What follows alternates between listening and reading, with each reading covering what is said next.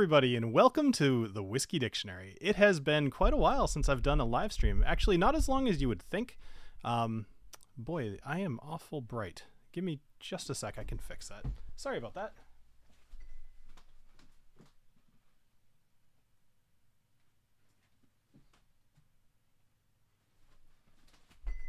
All right, that's better. That's still a little bright, but I'm not going to care. Anyway, hi everybody. So it has been a little while, about a month actually, believe it or not. It's been, I thought it was a lot longer than that, but apparently I did a stream at the beginning of June. And that was one where I had some guests. It was a fun time. But, you know, I've been doing the summer thing, and, you know, it's hard to find time that I can consistently do live streams. So I'm going to try to do some of these just random live streams and see what sticks. If I can find a time that is not necessarily like 8 or 9 p.m. that works, then I might start doing it consistently. But either way, I'm very excited. Tonight, I'm going to be doing something a little bit different than I usually do. I called it a blind tasting, but in reality, it's more of a unknown taste, or no, I guess it'd be more of a I've never had these before tasting. So what I was originally going to do, I got a nice set of bottles from a guy named Germ at Freedom Malts, and he's actually in the chat right now. So what's up, Germ? Thank you. And Germ is short for Jeremy, not for Germ. So anyway, I'm going to be doing some American single malts tonight or today, and I have 4 different distilleries here. These are going to be, sorry, I have a whole lot of stuff going on here. I've got Hill Rock, I have 2 from Westland, I have St. George, and I have Jack Daniels. And I'm actually very excited for several of these because I've been looking forward to them. The other ones I'm also excited after learning a little bit about them. So first off, let's say hi to everybody in the chat. Thank you guys for joining me here in the middle of the day. Hopefully you're either done with your workday or, you know, kind of just chilling on the end of your workday. But 5 o'clock, right on the dot. So, all right, let me tell you what we're going to be drinking. So first off, we've got Hill Rock. We have their American single malt. That's this one here. I'm also going to pour at least this first one here so that I can have a minute in the glass. So Hill Rock, I have some notes because there's just straight up no way I could have remembered all or figured out all of this stuff and try to memorize it. And I did not have as much time as you'd think.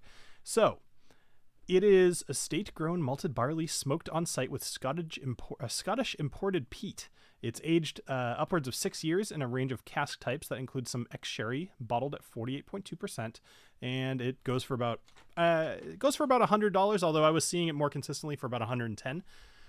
But Hill Rock Estates, I did learn a little bit about them. Apparently, they're one of the oldest craft distilleries in the country, and I believe they're over in Seattle, Washington, if I'm correct. No, they're in New York. I'm sorry. They're in New York. Some of the other ones are over in Seattle, which actually, come to think of it, I'm heading to Seattle in a few weeks. Maybe I'll stop by. That could be pretty fun. Yeah, it is pretty dark. Always like doing the up against the head situation. Pretty fun. All right, so let's go ahead. It's after 5. I want to have a drink, and let's just kind of get into it. So now there is a certain smell that I always get on American single malts, and this one is no different, but it is a little bit more complex. Hold on one sec. You know what it reminds me of? A long time ago, I did a brand called Corsair, which had an American single malt, and it was called Triple Smoke or something weird like that. And it defined what American single malts are in my brain as far as a smell goes. And I think that's why I always think of that brand. I will say I've not had a ton of American single malts myself, probably less than 10, maybe. I might be over 10 at this point, actually. But either way, it's very much the least, if not maybe Canadian, but it's the least of what I've had. So, oh, is my volume a little low? I can turn that up a little bit. I have a limiter on here, so I usually keep it at a certain amount. That way I don't just blow your eardrums out either, but no reason I can't fix that. Let's try that instead. Maybe that should be just a little bit louder. It's more about having, you know, the top end, it gets kind of lowered. So let's see. Hill Rock and Taconic are not that far from each other. I grew up a bit west of there. Cool. Oh, it was fine. All right. Well, hey, malt activist. I'm I will be getting back to you, I promise. I'm just very busy. All right, as far as the Hill Rock, let's go ahead and have a sip, and then we'll get into this. So cheers, everybody. Ooh, that's so tasty. Ooh, it's like it's a very full flavor. That's only 48%, huh? That's kind of crazy. 48.2%. I would have pegged that as at least 50.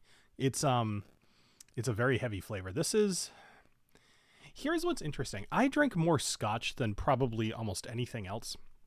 And when I think about what barley tastes like in a scotch, it is vastly different than American. And actually, there was a way I wanted to open this whole thing, but of course, because I'm super out of practice, I just kind of like skipped over everything. Let's talk about American single malt in general, because there's a lot about American single malt that I've never really taken the time to learn, at least not in a way that I could educate other people. So I do plan on doing some videos about it eventually, but I want to drink more. Just as a general rule, I want to drink more. But in this case, I would like to drink more American single malt. So this is the definition, right? The same way we have like bourbon has a very specific definition. American single malt has a very specific definition, although it is being refined still.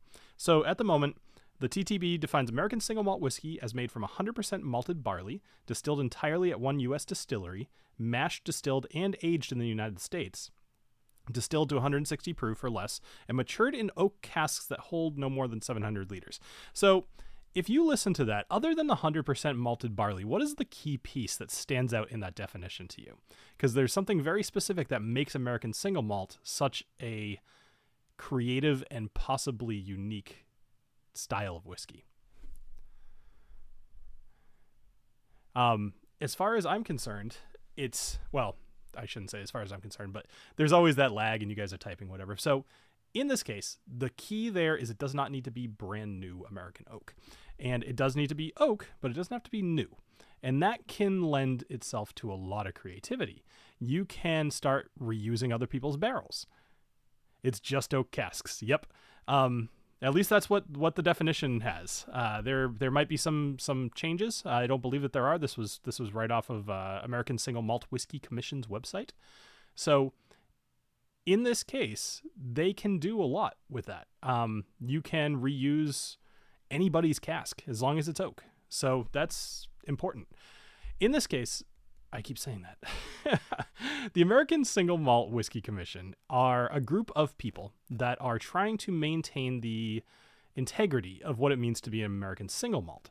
Now, this is a group of, I want to say there's probably about 50 different distilleries at this point who are making American single malts and have decided that these are the standards that they're going to hold themselves to. It's actually kind of a cool thing because they're essentially defining what they think it should be while they are making it.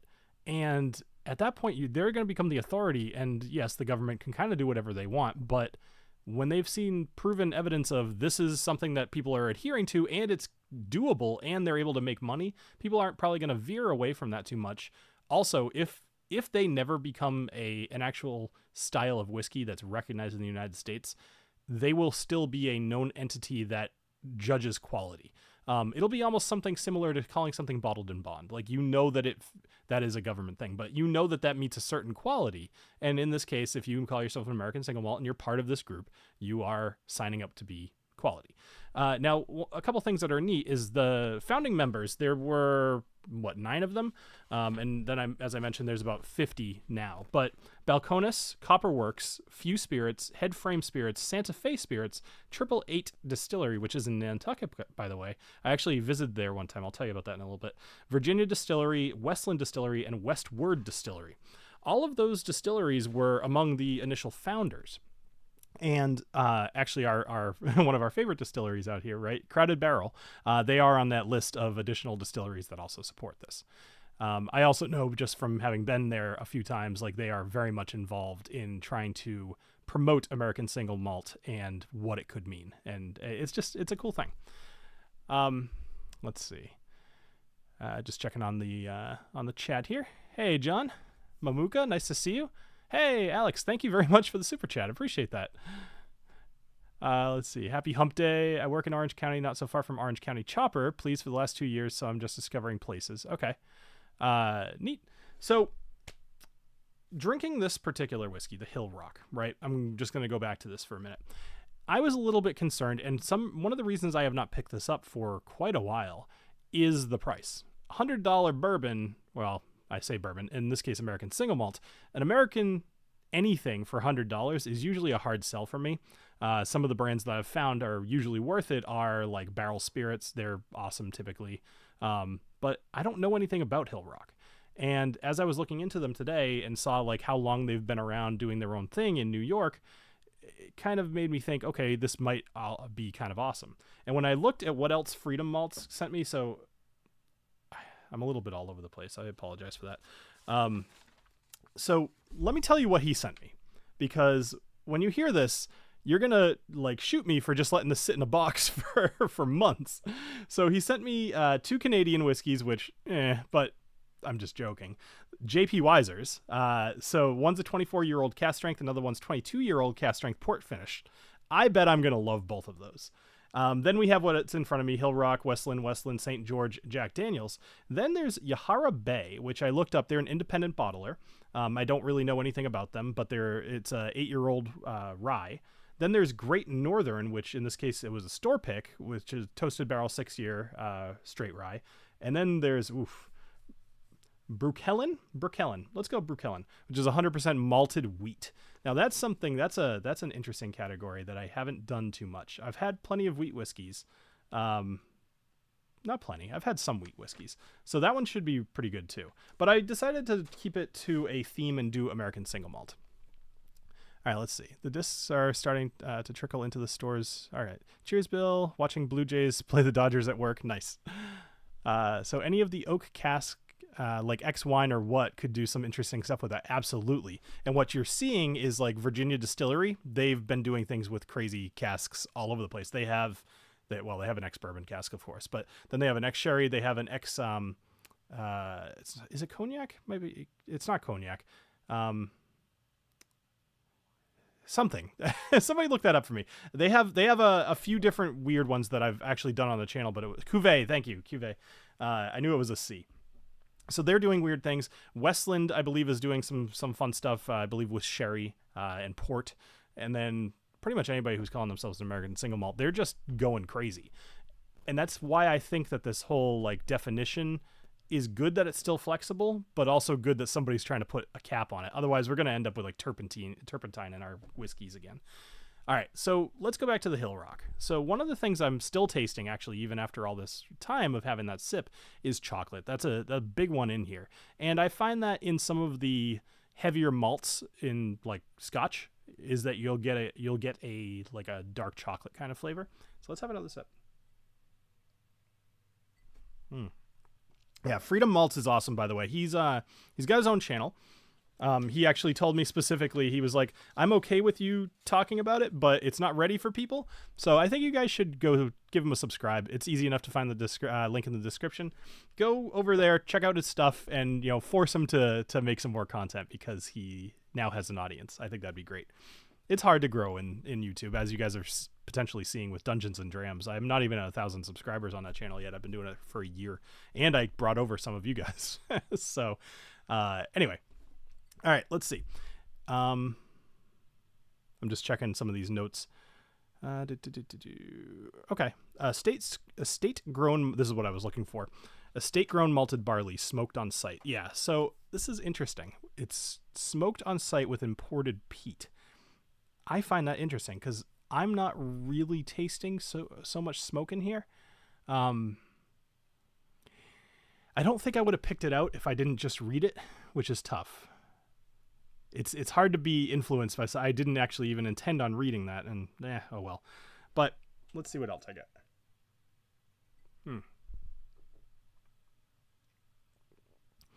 Okay, well, the mash bill is going to be 100% malted barley, which is interesting because I'm getting some more like rye characteristics to this. Some of the spices that you would typically get. I can't get over how heavy this tastes. Might be because it's my first sip of the day. Usually when I stream at like 9 o'clock, I have a drink beforehand. But I just finished work at 5, so. I'm going to come back to that one in a little bit.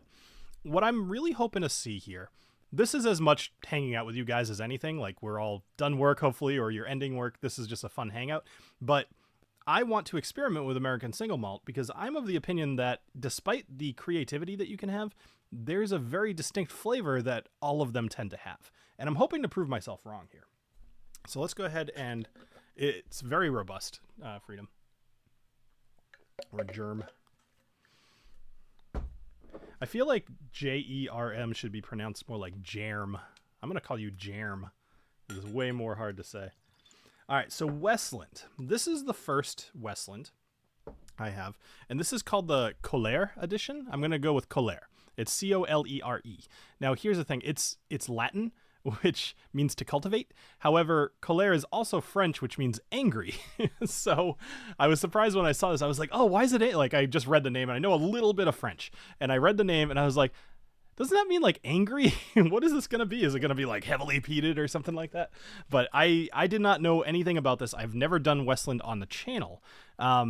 They're based out of Seattle, Washington. They were founded in 2010.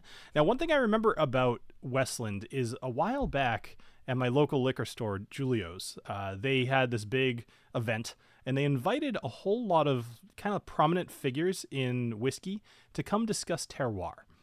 And it was interesting. They ended up recording the whole thing. I would guess that you could probably find it on Julio's Liquor's YouTube channel. So if you're interested, go check it out. But they invited a bunch of people. I believe even Don Livermore was there.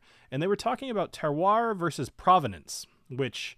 if I'm trying to remember the exact difference in name, I mean in definition, but basically terroir they were trying to say like it matters absolutely where you are, and the other group was saying, well, it matters absolutely what you use, I think is what it was, and both of them are right. But the idea is that if you made the exact same thing in two locations, it's going to be different, and we've already seen that with Laphroaig and Lagavulin, where Lagavulin tried to steal like everything from Laphroaig and just couldn't quite do it. I always love that story because everybody just has such a friggin' whiskey boner for Lagavulin, and they're like thieves, you know? At least they were in their early days. I mean, their whiskey is great, but it's really funny to taste Lagavulin and Laphroaig and think that Lagavulin was trying to do what Laphroaig does, because in my opinion, they're very, very different. I am not connected to Horse Soldier. I don't know, whatever. I don't remember what I heard from Mark. I think I've only had one single malt, a Boulder, Colorado peated barrel. Okay. I am the same way. Only American single malt I ever had was Westland. Don't remember much of it. Yeah, okay, cool. So it sounds like I'm in good company as far as you guys with American single malt, and it's kind of encouraging me. I was sitting at work earlier today, and I'm going to get to this eventually, I promise. I just have a lot to say, apparently. I was sitting at work earlier today, and I started thinking to myself, I'm like, I'm suddenly getting really excited about American single malts. And it's been a while since I've thought about a new style of, or any style of whiskey, and really was thinking like, I don't know a whole lot about this at all. Just because it's new, I think, and I haven't taken the amount of time it's required to really learn a bunch of it in order to do the videos that I do. But I'm starting to think I'm going to want to, because it's just, why wouldn't I? Like, some of the newer, cooler things are American single malts. All right, so with the Colere, if I remember correctly, and there's no reason I need to because I have it right in front of me, but let's just give you some information about this. 50% ABV, 100 proof. It's from two different cask types. So actually, let me go into this because this is a new term to me as well. Although I'm a little surprised I've never run into this before. So first fill ex-bourbon, but that's like 38%. But what they have is a second fill ISC Cooper's Reserve. Now, you guys don't need to give a definition, but just say like, I know, in the chat if you know what ISC Cooper's Reserve is, because this is something that was new to me. And while you guys are doing that, I'm going to read the rest. So it is got a grain bill of Skagit Valley Malting Alba, which another thing I don't know nearly enough about is all the various types of barley. Aged for 49 months, limited run, 2893 bottles, and it came out in the spring of 2021. So new to me, I don't know. Sugar Kitty says yes. So I like that none of you followed the direction. I'm just kidding. All right, so here's the deal. ISC, yes, ISC. It stands for, I have no idea. I didn't write it down. ISC Cooper's Reserve is basically build your own barrel. You can think of it as the, oh my gosh, MGP of barrel making. You give them your recipe. You tell them you want this type of barrel or this many pieces of these types of barrels all together to make one cask, and they'll do it for you. And you can really you can get it from anywhere. It's kind of a cool concept. You can really change or do whatever you want. And the idea really lends itself to American single malts, knowing that you can kind of do whatever you want. So as long as it gives you a buzz. I mean, Frank, you're not wrong. I mean, there's a reason I've been doing this channel for 8 years. I haven't become a sober man doing this channel as long as I have. Actually, have I been? It's probably closer to 9 years at this point. I've been doing this a long time. So this one, actually, this is a weird tasting nosing note that I'm almost hesitant to say. I want to smell it one more time, and if I get it, I'm just gonna put it out there. It smells like baby wipes, which, like, absolutely does. There's no doubt in my mind. That doesn't make a lot of sense. Let's see. So this is, yeah, that's super weird. Like, there's no doubt about it. Like, my kids are 9 and 7, but this smell is ingrained in my brain. I mean, I'm sure that baby wipes have alcohol or something on them, but they're just, like, I can't believe it smells like that.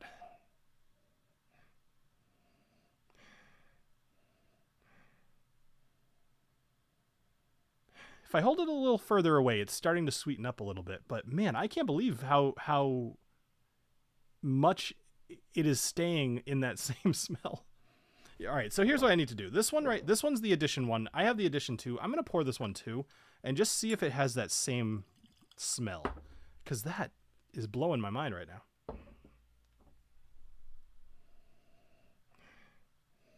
A little bit. Although I wouldn't have picked it out on this one. No, this one's getting a lot more fruity on the second edition, so that's good at least.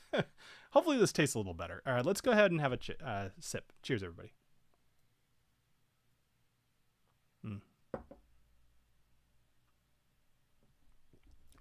Okay. That is kind of all over the place with its flavors. Wow. Here's another fun thing. With the American single malts, picking out different flavors is actually proving to be a bit difficult. So if you think about Irish whiskey, right?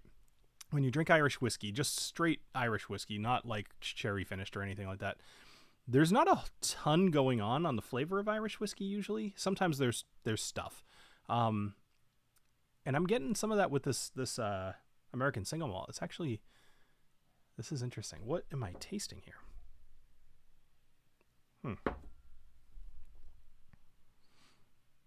I'm looking at what they think that I should be tasting because I'm kind of at a loss here.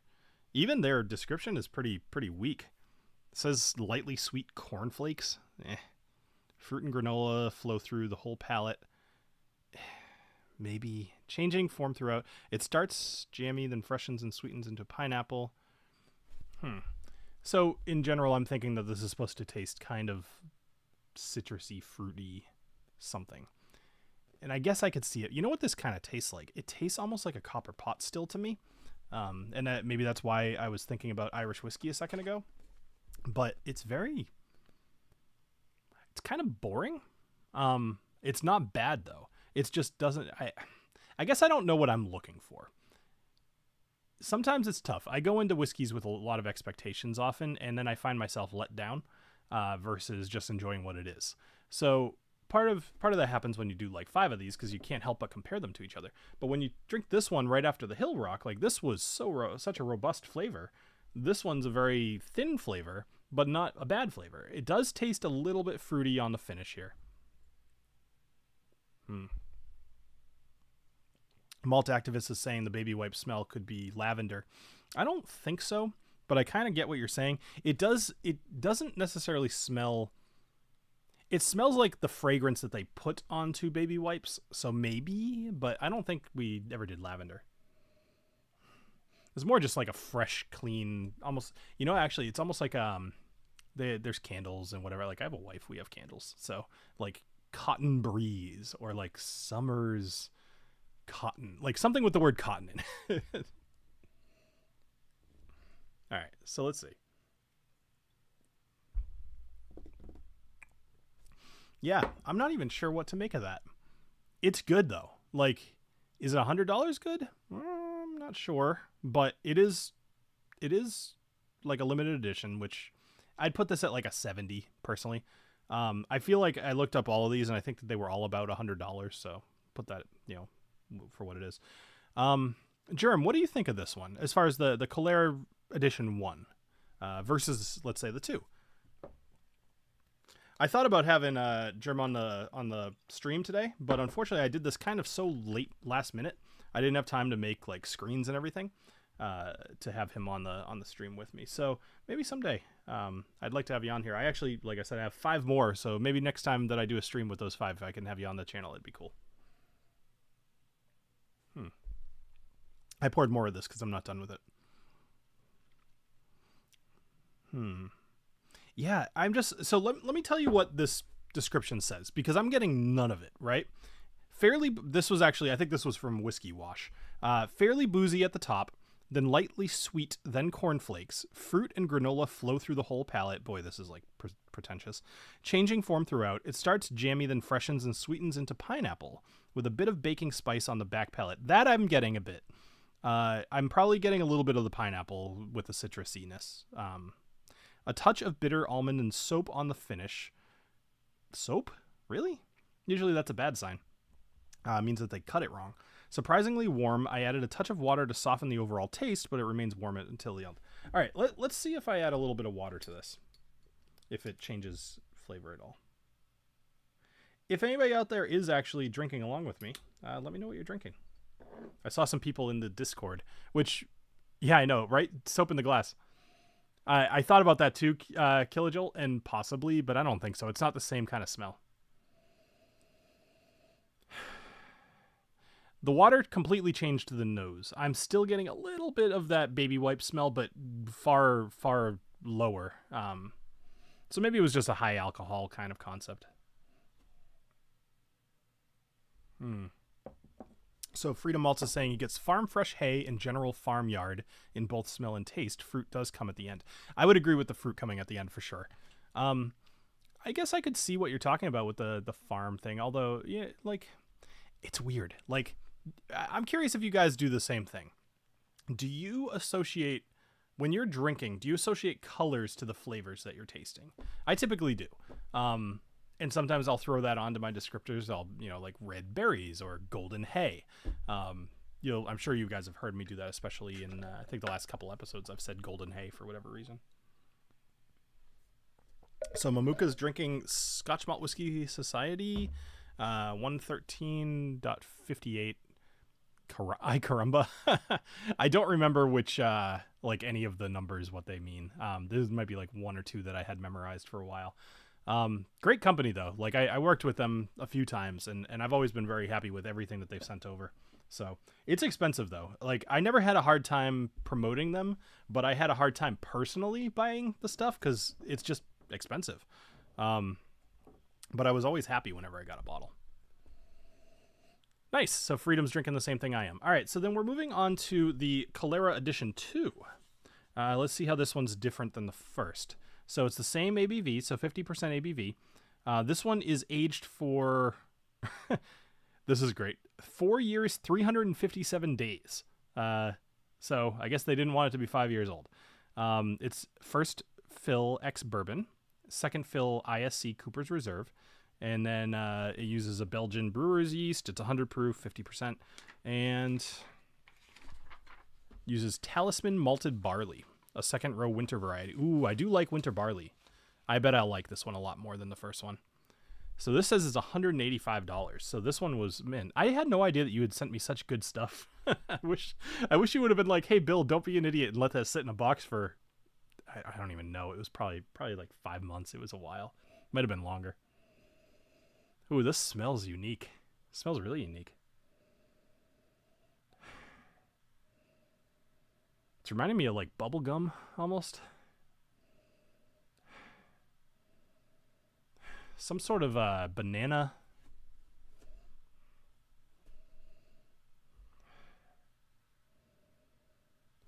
Definitely like a This is a cool. This is so neat. There's so many new smells in this American single malt. I'm wondering if this has any sherry influence at all, because I'm getting some fruits on here. Let's see. Oh, yep. Cask includes some ex-sherry. Actually, no, I'm reading the wrong one. I'm sorry. I don't even know where I am. All right. Well, who knows what that ISC barrel is, but either way, this is. It's very bready.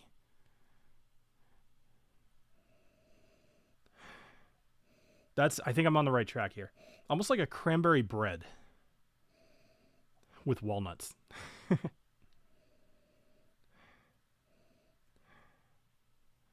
Yep, Freedom Malt's got the banana.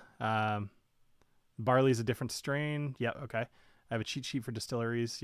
Yeah, I could see that, Mamuka. I think you kind of need it. Dead Guy Whiskey American Single Malt, surprisingly decent. Okay, so David Belcher here actually brought up an interesting point. So if I am going to explore American single malts, if you guys have any suggestions, put them in the chat. And if you're watching this in the future, throw them in the comments, because I'd love to know what the community thinks are worth my time. I will tell you that old, what is it? The one I just did. I don't know where it went. The Old Line, I think it was. Yeah, Old Line. The Old Line 86. That was really good, especially for the price. What was it, like $35 or something like that? Awesome whiskey for $35. None of these are $35. All right, so let's see. Oh, sorry. Cheers.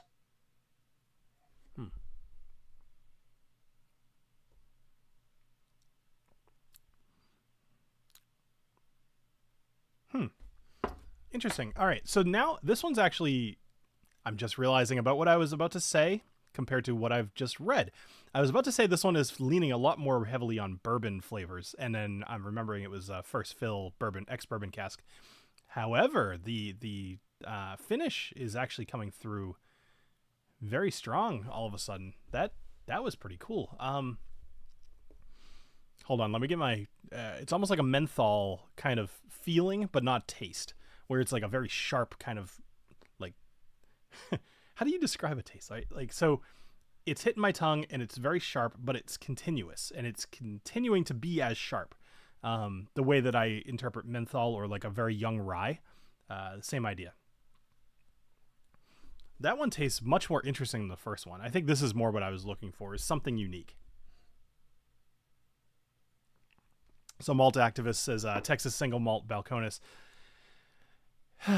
Balcones is a bit of a sore spot for me. It was supposed to be my second single barrel I ever did. And I have not had much luck with that. However, I didn't realize that they were being acquired by Diageo at the time. All I know is that they kept putting me off and putting me off and putting me off for about 6 months. It's actually why you guys didn't see single malt after my 3-chord for a very long time. So, I have not considered a collab with Tipsy Whiskey Shenanigans. I'm not familiar with Steve, actually. Has a ton of American single malts and could go through some samples. I have no reason not to. I think that'd be great. What's up, 4-Leaf? Nice to see you here. Thanks for stopping by.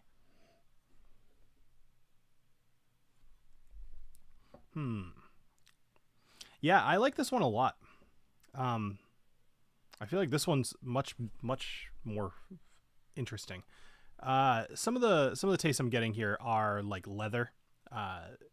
Like I said, the bourbon's there, so I'm getting some like honey, some not vanilla. The oak barrel's coming through pretty well for me, especially it's a bit tannic on the finish. 50%, huh? Drinks very smooth for 50%.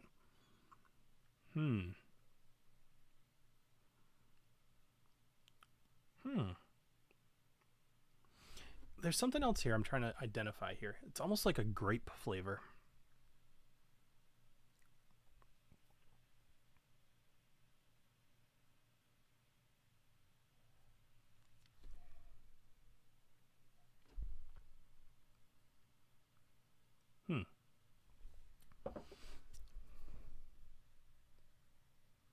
That one's really good. I think this one's peated too, right? I kind of hope I didn't like mix these up. I don't think I did. Let's see. Is this one peated? No, because I'm tasting smoke on this one. This is so bizarre to me. I think that, you know, it's everybody has always said forever that like all roads lead to Isla. Like if you drink whiskey long enough, you're going to just end up with peated, heavy tasting smoke whiskey.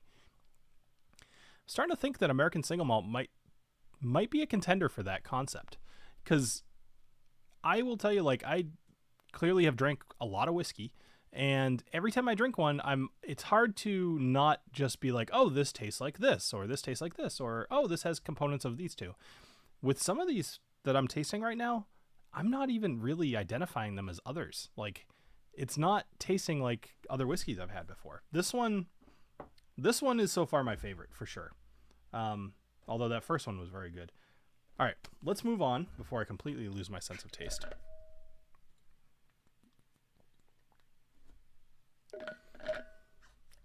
Okay, so Freedom Malts is saying it's probably not peated, which is fine.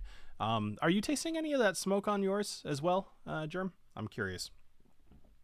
While I'm waiting for your answer, so I'm going to go into my next one here, which is going to be St. George Spirits. This one's called Baller. However, I'm going to take a quick little break and tell you guys about a new thing I have. I'm very excited about this. I'm working with a company in New Hampshire to make these. So I only have 8 more of them left at the moment. I'm mostly just testing it out to see how it sells. But these are... So check this out. So it's called... This one right here is called Whiskey of the States. So the idea is, as you drink different distilleries, and these little guys right here are all of the bottles, as you drink them and kind of like check it off in your mind, you add it to the board here. Now, here's the couple of cool little features. One of them I did not intend. Number one is, so there's 45 of these, and I was, you know, in the Discord, I was in the Patreon, I was asking people what they thought. So to some degree, it's a communal agreement on what we thought were good whiskeys from the US. These brands are everything across bourbon, rye, American single malts, everything. So you're going to get a good variety here. But I thought this went really well in line with the 2023 Whiskey Challenge this year. So here's the extra little thing that I did not intend. Because this is burnt wood, in order to make all of the typeface, whatever, it smells like a whiskey barrel. It smells like a charred whiskey barrel, actually. It's very, very cool. The few that I've sold so far, I've heard back from the people who bought them. They really like them. They think it's cool. One of them showed me on his wall. So if you're interested, those are on the whiskey-dictionary.com in my shop. I'm curious if they sell well. I'm going to make one for Scotland as well. But if you're interested, go check it out and consider purchasing it. It will definitely encourage me to do more of them. But either way, it was a fun project, and I got to support a local business. Her parents own a bed and breakfast, and she's got this giant wood-burning printer in the basement. And it was kind of cool. I walked out of there with 10 of those things. I've only sold a couple of them so far, but I also haven't advertised them yet. So go check it out, thewhiskeydictionary.com. And while you're there, if you want to check out the single barrel picks that I have at whiskeydickpicks.com, then go ahead and do that too. But all right. Let's get into the St. George Baller.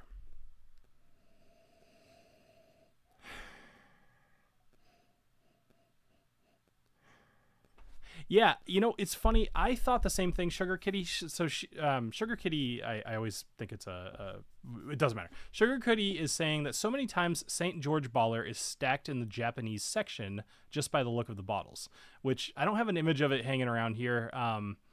It does. It looks like it's supposed to be a Japanese whiskey. It's got kind of like a samurai with a sword down on the front, and there's like Japanese art behind it. I've just always thought that was a strange choice. And I've actually purposely passed it over, just assuming it was some low-grade Japanese whiskey. Oh, hey, what's up, IC86? I had a feeling that you would show up today. I'm happy to know that I was right.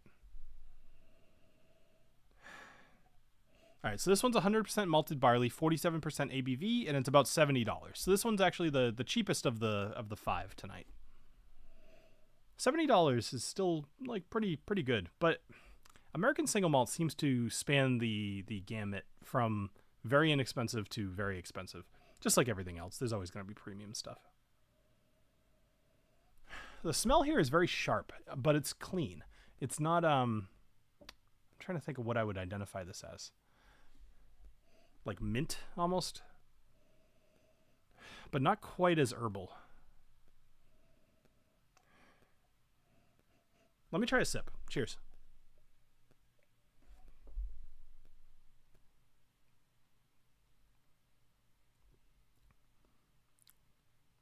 Oh, wow. You know what that reminds me of is like a cigar.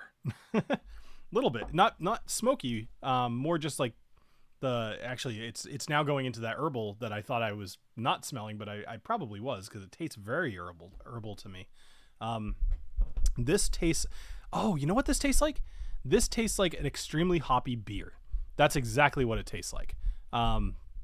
Like that's it. Oh my gosh, this is like exactly like drinking a very, very hoppy beer. That's really interesting. Wow. I like this one for probably the wrong reason. Thanks, IC86, for hitting the like button. Appreciate that. Let's see. Wow, what else am I even getting off of it? Like, it's such a dominating flavor. I'm not sure that I'm going to get much more. I'm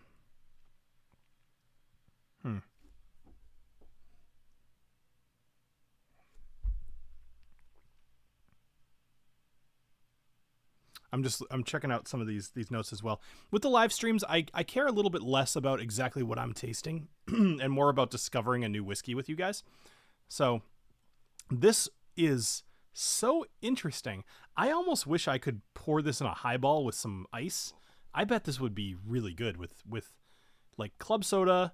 I mean, I would feel bad about it, but whatever, I don't care. Like, putting a little bit of this with some club soda and some ice, I bet would make a fantastic drink. Put a sprig of mint in there. That might be a really good cocktail, actually.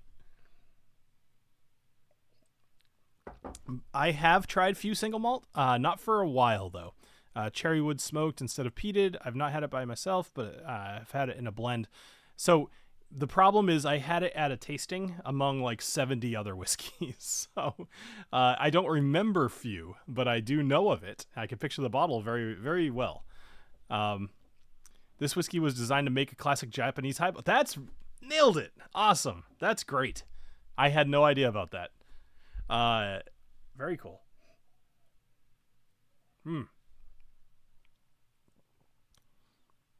I like this one a lot, but like I said, for the wrong reason.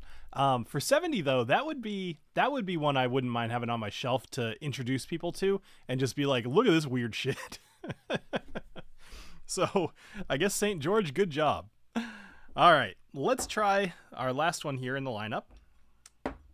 We have the Jack Daniel's twice barreled American single malt. Look at that color. Look at that. Ooh, that's beautiful. I'm actually very happy that I have quite a bit more in each one of these sample glasses. Super dark. Yes. Hey, by the way, in the event that anybody is seeing this and feels like being a pal, the Dungeons and Drams channel is at like 968 subscribers, like super close to 1,000. And once I hit 1,000, I get to do way more stuff with the channel. So even if you don't necessarily care about the channel, I would really appreciate the follow. Give it a few months if you don't care and unsubscribe, but I need to get over that hump. So if you don't mind, I'd really appreciate it. So Jack Daniel's, I'm not sure if you've heard of this distillery. It's actually a very popular no, just kidding. I am very excited that you sent me this, Germ, because I have wanted to try this one and I just had no ability to. I haven't even seen it around. Actually, that's not true. I just saw it a few days ago. It was incredibly overpriced.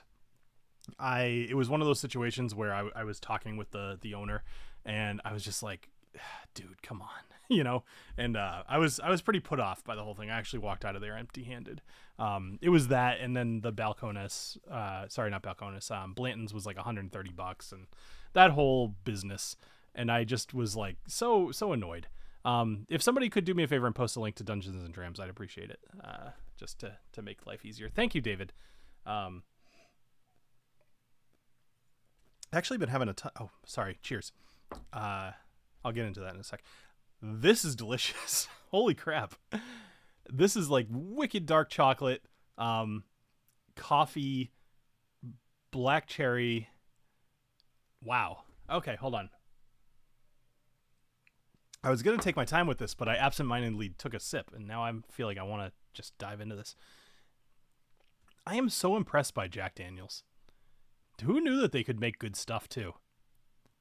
Oh, IC86 is the only mod. Okay, give me a second. Let me drop this in here only because it matters, and you guys are nice enough to. Oh, thank you very much, IC86. Let's see. You know what? Let's see. Sugar Kitty, you are now. Oh, I can't do it. Control 0. Let's do this. Sugar Kitty. Oh, come on. You suck. Let's do it over here. Nope, it's not going to work. I don't care. All right. I was going to make Sugar Kitty a mod, but YouTube is not cooperating, so I don't care. Thank you, IC86. Appreciate it. All right, let's get back into Jack Daniels. So this is 6 years old, 100% malted barley, 106 to 107%. It says percent. 106 to 107 proof. $70. Wow. Okay, this is only $70. That dude was charging like almost $200 for this bottle. What a piece of crap. Wow, what a jerk. All right, I'm super happy I didn't patronize his business. I'm going to be doing a video very shortly about talking. I'm going to go to a few places. I'm actually going to try to film some people and make almost like an interview style video where I talk to people about why some of these whiskeys are so expensive. Because I know the answer, but having it come from people who actually own these liquor stores would help a lot. Long story short is when you might get like 3 bottles of Blanton's. And in order to do that, you have to buy a whole bunch of shit from the distributor. They'll be like, oh, you have to buy like these cheapo vodkas and you have to buy 300 of them and we'll let you buy 3 bottles of Blanton's. And so when they do that, they charge more because they don't really care if they sit on the shelf. Having Blanton's on the shelf is a good thing for their visuals, and people who really, really want a bottle, they'll pay it. They'll pay $120 for a bottle of Blanton's if they really, really want it. So that's a big thing. That's a big part of it. I'm getting all kinds of notifications from you guys subscribing. Thank you very much. Appreciate it. You should absolutely jump into the live stream that we do on Monday nights, by the way. It is so much fun. We have Jason on there from Mash and Drum. We have Adriana from Whiskey Mountains, Clifton from Bourbon Bites, and we have Ed from Rock Out Review. Not that he makes content anymore, but all 4 of them. It's such a wild time. We talk about whiskey, and then we play the game, and then usually somebody interrupts my like monologuing to just be like, "Oh, hey, by the way, I poured a thing and it's delicious." You know, it's really fun. I hope that if you decide to check out any of them, I really hope that you enjoy it. But let's get back into Jack Daniels. Yeah, Ed has his. So those of you that don't know, Ed from Rock Gut Review, he's a distiller now. He's actually a head distiller. I call him Ed Distiller, of course. Not very clever, but still works. And he's a head distiller at a distillery now. So that's why you don't see a whole lot of stuff from him. But he's very happy with his life, and that's wonderful because he deserves it. He's such a fun guy to hang out with. All right, so this is about 6 years old. Let's see. Okay, so if you've had American single malts, you know the flavor. There is still that flavor, and I will tell you that the couple Westlands didn't really have it, but I think that they were trying to be something different. This St. George's, this kind of didn't have it. It was like there, but not the main factor. The Hill Rock definitely had it. It is the equivalent to saying the Irish copper pot still flavor, right? But it's an American single malt flavor. It is dark. It is like I mean, it's malty. It tastes a little bit like beer. It's a little molasses. Just in general, the color brown. Like it's pretty good. And I'm just very excited about this one. I think that this is super fun. I'm so thankful that you let me try this one. So thank you very much, Germ. I like this a lot. This is only 6 years old.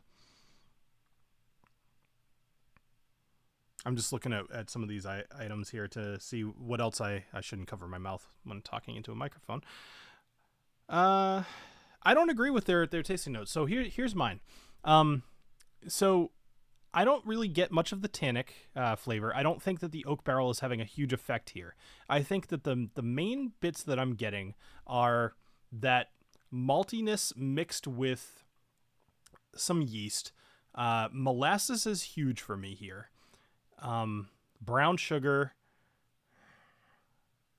What else? Kind of like almost a very mild version of the syrup from Luxardo cherries. So we'll go with that. You know what, Freedom Malts? This is what we're going to do. The next time that you feel like sending something over, we will set up a live stream together because I think it'd be way more fun to be doing this. So Charles just joined. So let me talk about real quick because we're kind of narrowing down on the hour here. This is what I've drank tonight. So I started off with something I can't remember. Where the heck is my piece of paper? Oh, the Hill Rock. So there's the Hill Rock American Single Malt, which I liked a lot. It's a very robust flavor, very tasty. If you've been passing it up, even though it's expensive, I would suggest picking it up. I think you'll like it. Then there was the Westland Colère Edition 1. That one was my least favorite tonight. I felt like it was fine. Like it was fine, but it wasn't anything very special. And then there was the Westland Edition 2, which I thought was far better. If I'd say that's my second favorite of the night. And then I had St. George's, which was just so very clearly an overly hoppy beer. And it was very good. Probably my third favorite of the night, but that's real close to number 2. And then I have number 1 for me was the Jack Daniel's American Single Malt, which is just very, very good. I would almost I'm sure that there are others out there that I will taste, and I will laugh at myself in the future for feeling like this was such a good representation of American Single Malt.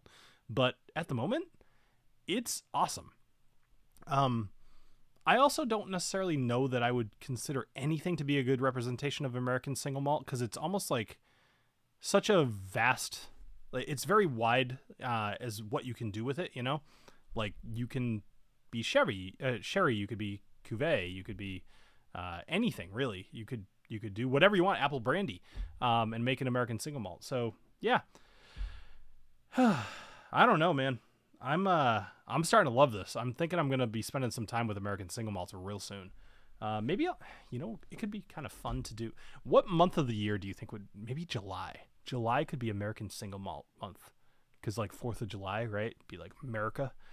I think I could do that. I like having Irish whiskey month for March. And I've always wanted to do rye in October or August, sometimes later in the year. I've wanted to assign each different one, but I thought that was just way too predictable and people would just tune out for a month. Plus, sometimes I like to be a little scatterbrained with what I want to do. But I could absolutely see doing American Single Malts and giving them a little bit more attention.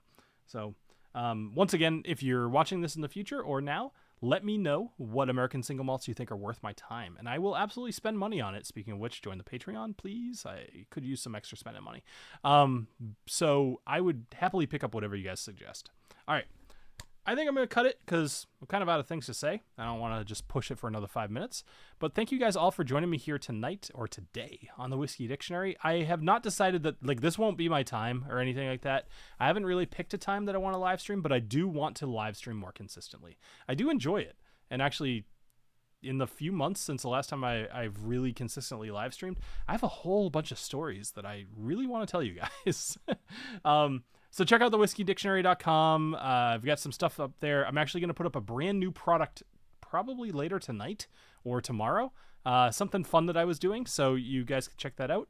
And other than that, I hope you have a great rest of your day, and I will talk to you soon. Cheers.